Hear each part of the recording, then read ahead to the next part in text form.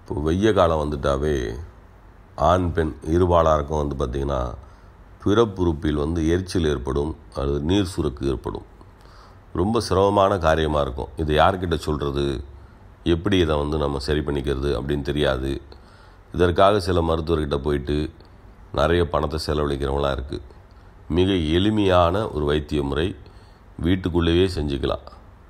நீங்கள் ஒன்றுமே இல்லை, உங்கள் பாத்ரூமில் இருக்கிற பைப்பில் தண்ணியை எடுத்துக்கிட்டு உங்களுடைய பிறப்புறுப்புகளில் அந்த தண்ணீரை ஒரு 10 நிமிடம் அப்படியே லேசாக பாய்ச்சிட்டு வந்தீங்கன்னா ஒரு 4-5 முறை மூத்திரம் வெளியில் வந்துடும்.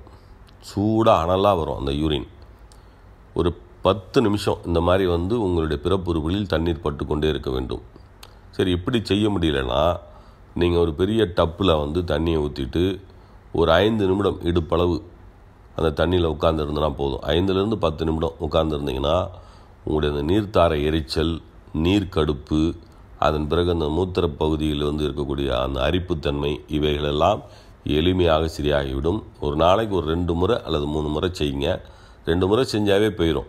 ஏன்னா ஒரு 2 நாளைக்கு செஞ்சிங்கன்னா இந்த பிறப்புறுப்பு அரிப்பு என்பதும் நீர்க்கடுப்பு, நீர்த்தாரை எரிச்சல் என்பதும் சரியாகிவிடும்.